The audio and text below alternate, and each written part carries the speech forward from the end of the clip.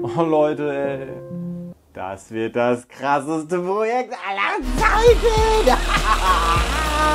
Sprühfarbe, Freunde. Wir alle lieben sie.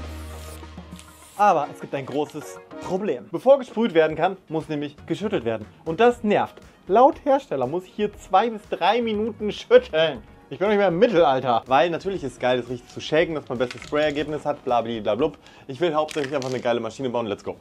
Freunde, das Teil, ich weiß nicht mehr genau, wo ich es her habe, ich glaube auf dem Flohmarkt mal gefunden, ist ein Garnaufwickler. Da packt man so eine Rolle drauf und dann kann man Garn aufwickeln. Guck mal bitte diese zylindrische Bewegung hier, das ist ja wohl geil. Wenn man jetzt hier einen Motor anschließt und hier eine Aufnahme für die Farbdose macht, dann müsste das Ding doch ordentlich durchshaken, theoretisch. Seid mit dabei, wenn wir es rausfinden. Das Geile ist, habe ich gerade eben rausgefunden, man kann das hier abdrehen. Und hat dann quasi 2 Teile. Das heißt, hier kann man eine Aufnahme drauf bauen. Hier, was nicht so geil ist, die Kunststoffteile. Also ich glaube, für so Belastungen, wie wir das formen, ist das nicht gedacht eigentlich. Die Chance, dass uns heute also ordentlich was um die Ohren fliegt, ist hoch. Bleibt dran, let's go. Woo! Schritt 1. Farbdosenhalterung.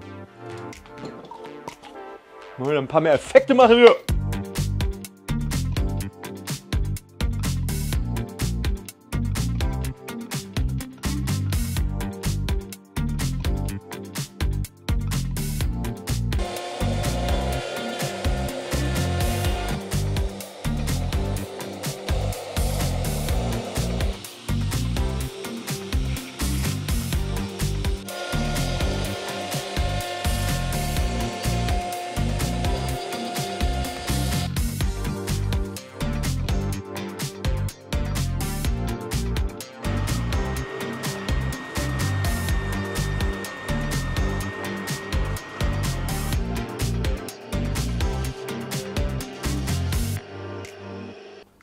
So, das erste wichtige Teil, dieser Ring hier, ist hier nicht wunderschön geworden. So, ich habe extra verschiedene Dosen von verschiedenen Herstellern gemessen, damit ich so einen guten Durchschnittswert habe. Die ist zum Beispiel recht eng, wahrscheinlich weil hier noch Papier drum ist. So, die passen aber alle, das sind die, die ich am häufigsten benutze. Genau, dementsprechend bin ich sicher, dass das jetzt passt. Und nun soll dieser Ring hier drauf befestigt werden. Zack, habe ich hier schön ausgemessen, dass es geil passt. Hier sind allerdings noch so, ja, aufgeprägte Schriftzüge. Das müssen wir erstmal wegschleifen, damit das schön plan anliegt. Okay, gerade festgestellt, dass es hiermit ziemlich gut geht. Alter, geil. Leute, ist das geil. Das ist mal ein scharfes Eisen. Richtig süß. Kleine Buchstabensuppe.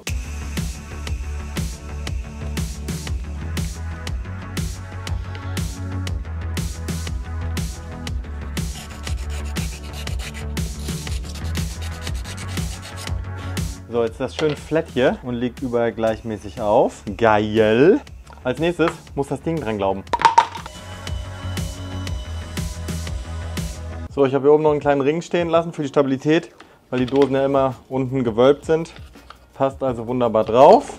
Jetzt klebe ich das Ding einfach mal fest gerade. Kann ja später noch verschrauben, aber ich will jetzt erstmal wissen, ob das grob funktioniert. Andrücken ein bisschen. Schön andrücken. Seht ihr jetzt gar nicht, dass ich so andrücke, ne? Jetzt seht ihr es. Okay. So, Freunde. Oh, geil. Ich habe jetzt gerade gedacht, eigentlich ist es ja sinnvoll, so eine Sicherung zu machen, ne?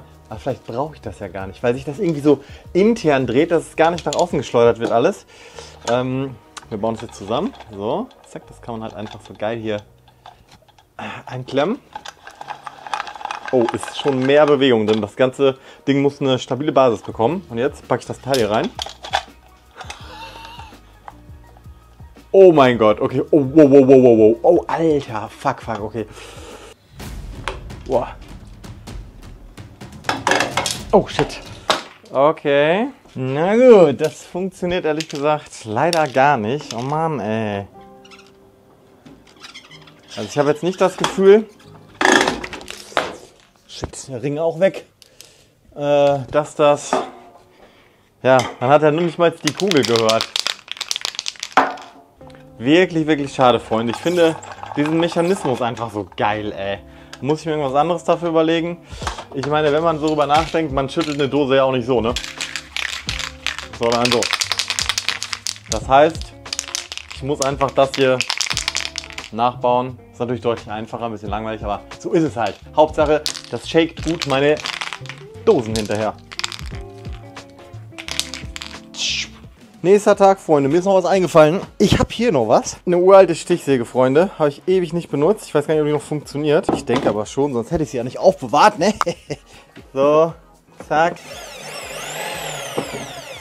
Geiler Sound. Ist wahrscheinlich auch alles ein bisschen belastbarer als das hier. Gucken wir mal.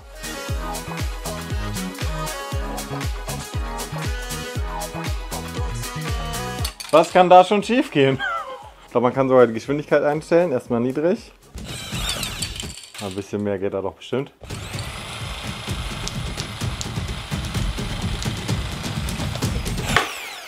Okay, an der Halterung müssen wir noch arbeiten. Aber prinzipiell, das ist ja wohl mega geil. Das schüttet ordentlich durch. Das ist es. Erstmal baue ich jetzt irgendwas, was die Dose hält. Das Ding ist ja eigentlich schon ein guter Anfang, aber es muss mehr wie so ein Korb sein, dass man das dann hinterher geil verbinden kann.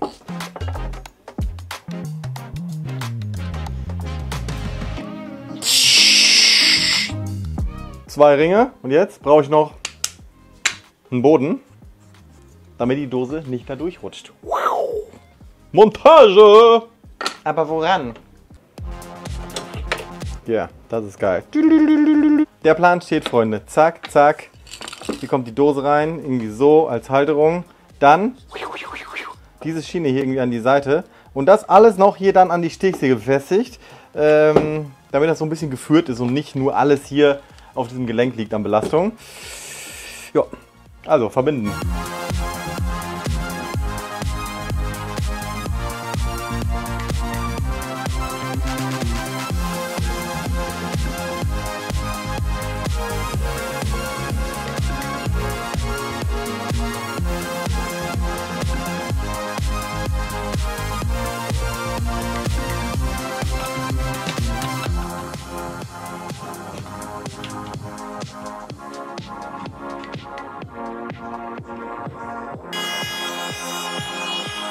Bisschen was ausgebrochen, aber es ist nicht so dramatisch. Es ist halt viel geil, das so zu fräsen, als hier über so einen Tisch, weil ich ja hier quasi keinen richtigen Anschlag habe. Hammergeil, ey.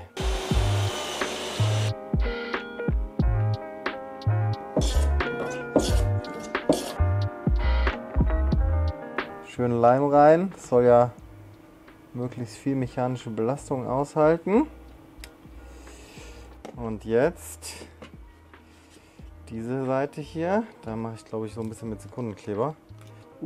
Schwierig. Fuck. Ah doch, ich kann es ja messen hier mit dem Winkel. Geil, perfekt. Kurz andrücken. Nein, scheiße. Ah, das ist dumm, Felix. Das ist jetzt nicht so schlau gewesen alles. Okay, der Sekundenkleber hat sich damit erledigt. Egal. Das passt überhaupt nicht. So. Oh. Hätte da einfach mal ein paar Slots gefräst, hätte ich jetzt dieses Problem nicht. Ich habe jetzt gar keinen Plan, wo ich mich nach orientieren soll. Ich mache es einfach jetzt von Ecke zu Ecke. Ja, ist ein bisschen off-center, aber gleichmäßig off-center. Passt schon jetzt. Wollen wir nicht übertreiben hier, ne? So. Schön spannen. Jetzt knall ich noch Gummibänder drum. Mir geht es bei dem Projekt übrigens nicht darum, jetzt irgendwie das möglichst einfachste Konzept zu fahren.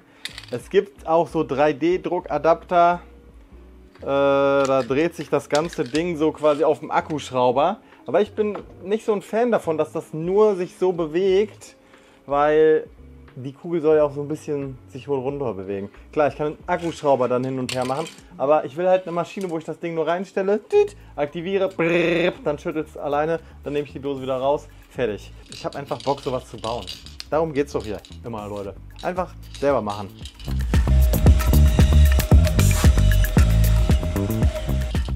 Dann kann ich auch deutlich geiler spannen. Zack. Klebeband und Gummiband. Beste Kombi, würde ich sagen. Boah, ich glaube, es wird so geil aussehen hinterher. Und dann kommt ja das Teil hier. Hier dran. Das muss ich auch noch an der Stichsäge befestigen. Geil, Leute. Das Ding sieht Hammer aus. Über Nacht trocknen lassen. Und dann geht's weiter. Morgen mit diesem Ding.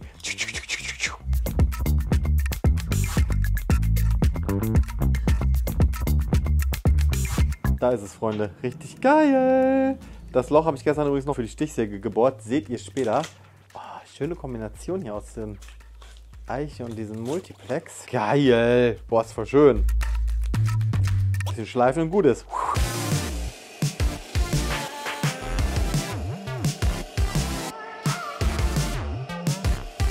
So, das sieht doch wunderbar aus. Schön ein bisschen abgerundet hier. Die vorderen Teile. Ah, richtig schön. Jetzt gucken wir mal, ob die Dose reinpasst. Ja, perfekt. Und hier dran kommt jetzt diese Schiene. Um das jetzt zu verbinden, muss ich jetzt erstmal diese Platte hier anschrauben. Ah, shit. Okay, jetzt weiß ich auch, warum die Stichsäge nicht zusammengebaut ist. Hier fehlt ein Teil, damit ich das hier befestigen kann. Richtig nervig. Muss ich das auch bauen oder was, ey? Hier sieht man zum Gewinde. Hier die Platte soll eigentlich draufgeschraubt werden. Das sind aber nur riesen Löcher. Das heißt, ich muss jetzt hier irgendwas reinbauen, dass sich alles zusammenhält. Diese Stange, Freunde, muss ich jetzt so aufsägen. Mal gucken, ob es klappt. Müsste aber eigentlich, ne? Mit meiner geilen Säge hier. Was passiert hier? Ah, dauert ein bisschen, aber sollte funktionieren.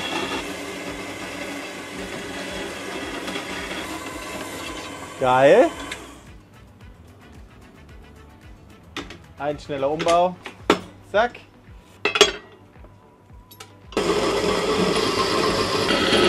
Zack. 2 Hälften.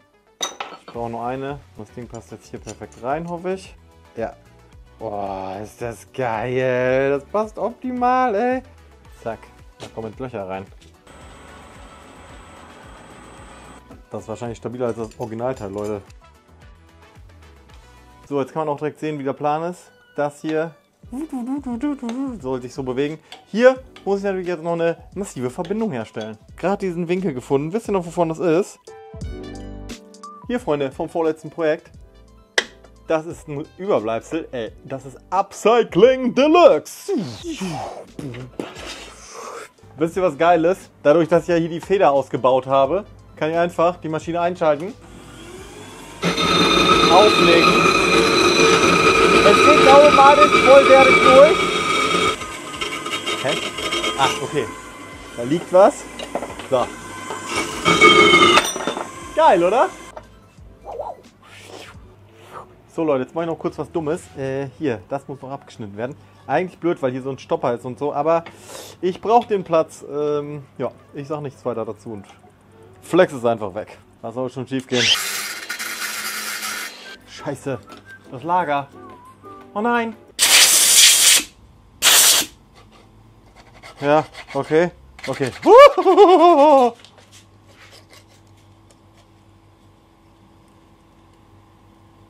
Scheiße. Hier sind jetzt gerade Kugellager rausgefallen, ne? Hä, wieso bin ich so blöd? Ich sag's doch noch. Sind jetzt gerade Kugellager rausgefallen oder nicht? Scheiße, Mann, hier sind voll die Lager rausgefallen. Felix, das ist auch so dumm einfach. Was machst du denn jetzt hier? Scheiße.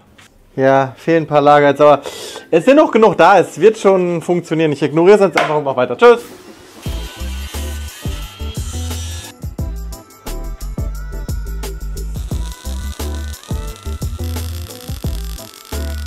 So sieht das ganze Ding jetzt aus. Zack, wunderschön. Der wird hier dran geschraubt. Hier ist schon Gewinde in der Schiene praktischerweise. So, sieht das jetzt aus. Kann sich schon bewegen. Jetzt muss das noch eine Stichsäge ran. So, damit das Ding hier befestigt werden kann, habe ich hier noch ein Gewinde reingeschnitten. So, zack. Nutze ich wieder diesen Slot, dann kann ich es nämlich schön ausrichten. Das ist geil. So ungefähr muss das sein. Alter, wie geil, ey. Okay, jetzt natürlich das Wichtigste. Die Verbindung zwischen dem Teil hier und der Stichsäge. Da habe ich schon einen guten Plan, glaube ich. Ich finde es ja auch geil, wenn man die Sachen rückbauen kann. Werde ich niemals machen, aber ich finde es ein guter Ansatz. Und deswegen werde ich jetzt mit einem Stichsägeblatt einfach die Verbindung herstellen zu meinem coolen Schüttelgerät.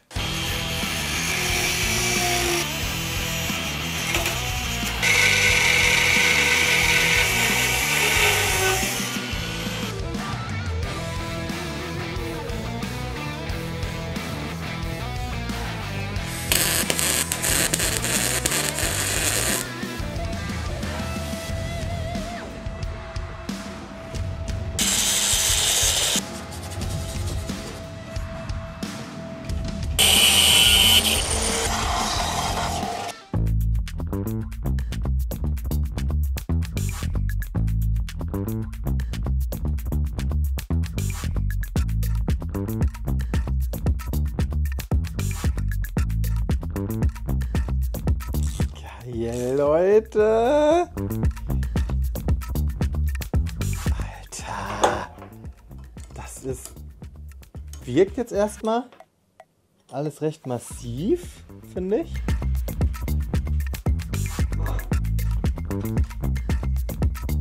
Testen. Willkommen bei einer neuen Folge Explodieren oder Funktionieren.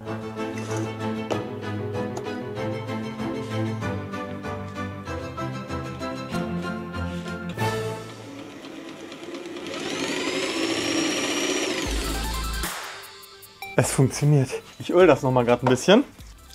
Einmal hier die Kugellage so ein bisschen. Zack. Geil! Sprühdose. Zack.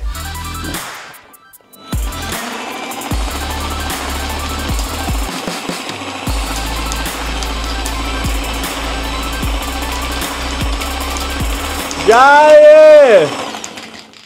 Okay, ich glaube, das ist mega geil eigentlich. Alter, ist das geil. Ein bisschen mehr Speed wäre geil. Mal gucken, ob das auch geht. So geil auch einfach, dass man hier die Geschwindigkeit einstellen kann. Warte mal, langsamste. Ein bisschen schneller mal.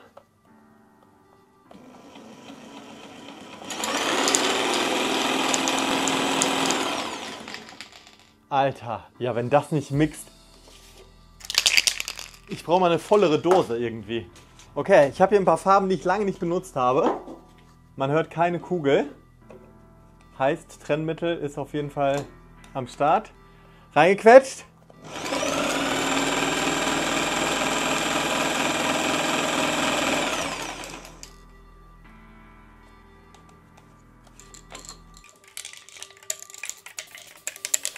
Geil! Gleiches Spiel, lange nicht benutzt. Oh, scheiße, die passt hier nicht rein. Zinkspray. Wer braucht das schon? Wo ist das geil, ey? Jetzt ist halt die Frage, wie befestige ich es an der Wand? Oder halt als Tischgerät. Mal gucken.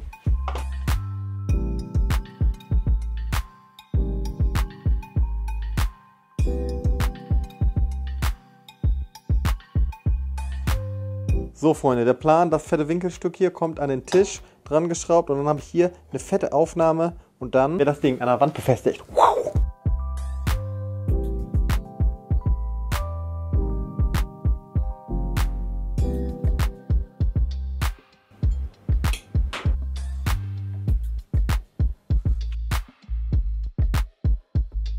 Boah, ist das geil. Passt noch alles. Super. Und schon habe ich jetzt hier eine fette Stahlplatte als Aufnahme und dafür brauche ich jetzt noch was ganz Spezielles, was ich schon gesehen habe beim Lager.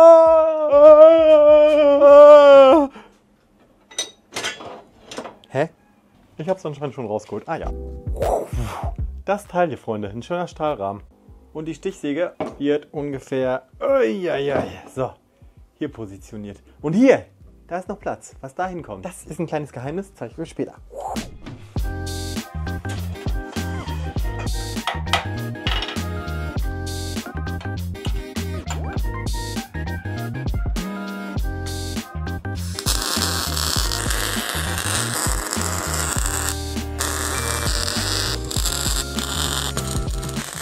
Leute, letzter Step, diesen fetten Winkel hier ranschweißen.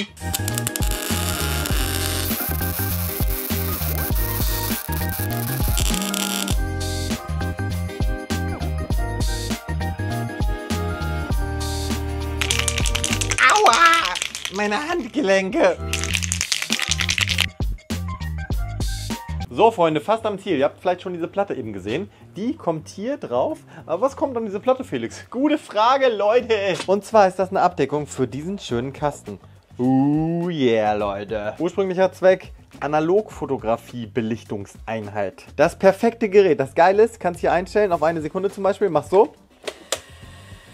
Läuft 1 Sekunde. Jetzt hast du hier oben aber einen kleinen Schalter. Faktor 10. Und jetzt läuft das Ding 10 Sekunden. Und das Geile ist die Mechanik. Da oben, Freunde, sieht man den kleinen Kontakt. Spaß. Dieses wunderschöne alte Stück Technik werde ich nun hiermit kombinieren. Und dann werde ich das hiermit kombinieren. Und dann werde ich das alles damit kombinieren. Habt ihr euch bestimmt noch gar nicht so gedacht, oder?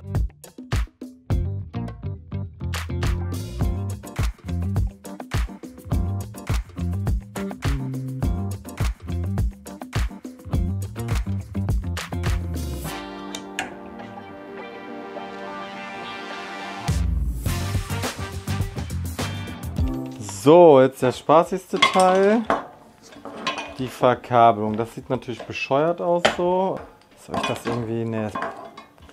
Eigentlich müsste ich das alles neu machen, ne? Gar keinen Bock drauf. Ich hatte da noch so ein neues Spray irgendwie. Verkabelspray. Pro. Ah. Ah, Seitenwechsel.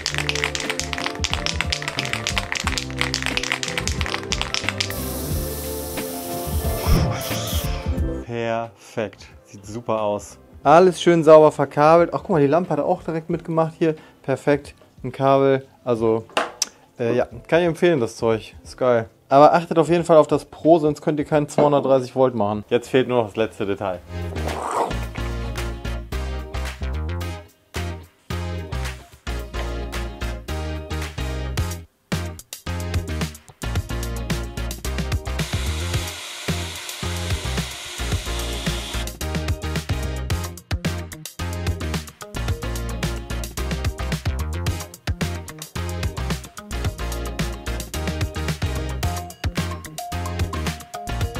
Fertig, Leute! Alter, wie geil! Ah, doch nicht fertig.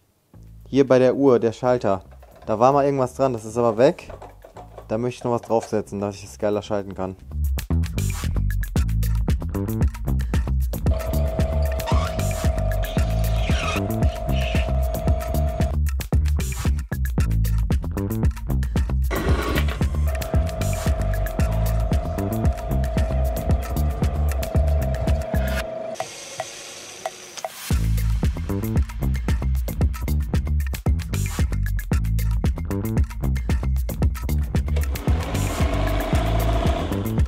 Richtig geil der Knopf, Freunde. Schnell gemacht. Apropos schnell gemacht. Ich weiß, Leute, ihr möchtet mehr Videos. Ich möchte auch mehr Videos produzieren, mehr Projekte machen. Aber ganz kurz nochmal zur Einordnung. Was hier immer so bam, bam, bam super schnell aussieht, das sind wirklich Tage, wochenlange Arbeit, so eine Maschine überhaupt zu bauen. Dann das Ganze zu dokumentieren, das Ganze zu schneiden. Es ist ein Haufen Arbeit und ich bin dran und ich möchte mehr machen, aber... Der kleine Baby ist jetzt auch da, braucht auch viel Liebe und Aufmerksamkeit. Wollte ich einfach nur mal loswerden, Freunde. Ich tue, was ich kann. Und jetzt will ich wissen, was die Maschine kann. Oh, heftige Überleitung. Jetzt hängen wir das Ding auf.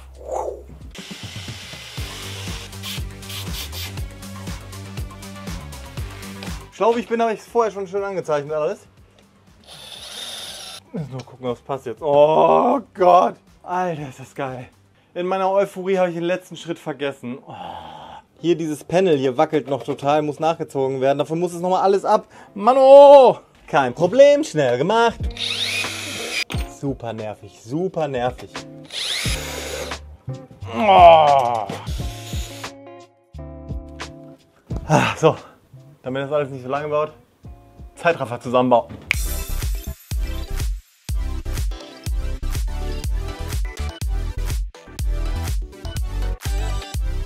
Geil! Freunde, und weil man das nicht so gut erkennen kann, hier nochmal ein paar schöne Beauty-Shots für euch auf weiß.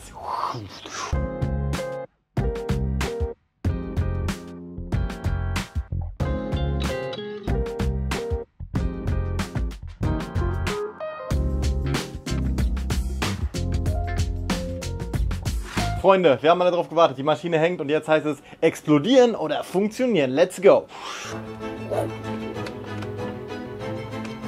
Mann! Oh Mann, ist das nervig jetzt. Ja, super. Hier das Steuerpanel, Freunde, da kann ich die Maschine einschalten und auch die Automatik umgehen und einfach manuell starten. Der aber für mich interessantere Modus ist das hier, Automatik. Da habe ich ja unseren geilen Schalter gebaut oder unser Knöpfchen. Ich habe jetzt hier 2 Sekunden eingestellt. Ich drücke jetzt 21, 22. Das Gerät ist aus. Jetzt kann ich es auch verzehnfachen hier, diesen Faktor mit diesem Hebel. Könnte ich jetzt 20 Sekunden bis 60 Sekunden. Wir nehmen jetzt mal eine random Dose. Packen sie hier rein. Schütteln mal 2 Sekunden oder 3 Sekunden. Let's go. Das ist so geil, ey. Ey, ist richtig geil. Die Geschwindigkeit will ich jetzt mal ein bisschen erhöhen. Das kann ich hier an diesem kleinen Rädchen machen. Nicht zu viel vielleicht erstmal. So. Oh ne, jetzt ist es noch langsamer. Falsche Richtung gedreht. Dann andere Richtung. So. Oh ja. Ja. Das ist eine gute Geschwindigkeit. Freunde, das ist ja wohl der Knaller.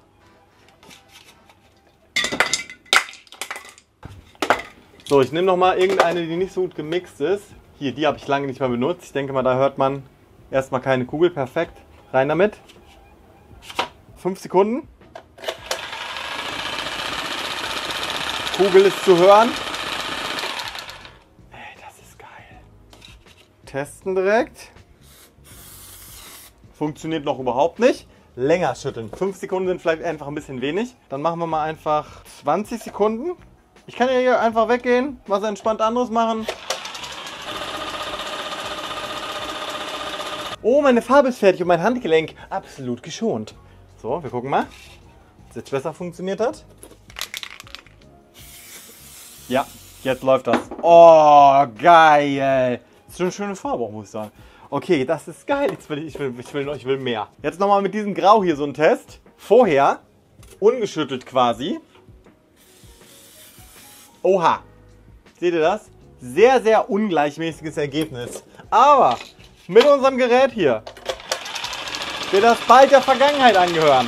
Ich überlege, ob ich noch mal einen Gang hochschalten sollte. Komm, ich mach's noch einmal ein bisschen schneller. 10 Sekunden. Ja, das ist die richtige Geschwindigkeit hier. Das Geile hier, ich brauche hier wirklich keinen Verschluss. Das ist einfach schön Spack drin, geht raus und das Sprühergebnis immer noch scheiße. Okay, das muss an der Düse liegen, Leute. Wobei, die sieht eigentlich perfekt aus. Weiß ich auch nicht, was das sein soll. Aha. Geht doch. Freunde, der Autoshaker, er funktioniert. Ich kann es den ganzen Tag machen. Richtig, richtig geil. Ich denke, es ist die einfachste Möglichkeit, eine Farbdose zu sprayen. Da sind wir uns zu schütteln, da sind wir uns wohl einig. Wenn diese Ästhetik nicht überzeugt, Freunde, dann weiß ich wirklich auch nicht. Das Ding ist wunderschön. Vor allem hier der Knupsi, ey. Und die Lampe, also. Oh, das ist so geil alles. Liebe von der Eule. Und jetzt lasst mal schön einen Kommentar da für diese wunderschöne Maschine. Ciao.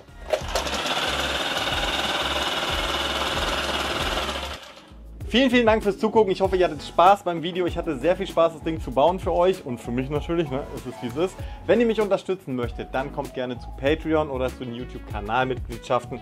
Vielen, vielen Dank an alle, die da sind und mich unterstützen, meine Arbeit unterstützen. Ich weiß das unheimlich doll zu schätzen. Ich möchte mehr Videos machen, Leute. Ich habe es eben schon angesprochen. Deswegen, wenn ihr Lust habt, supportet mich. Dann kann ich hier auch ein bisschen mehr abhängen und geilen Scheiß für euch bauen. Und für mich.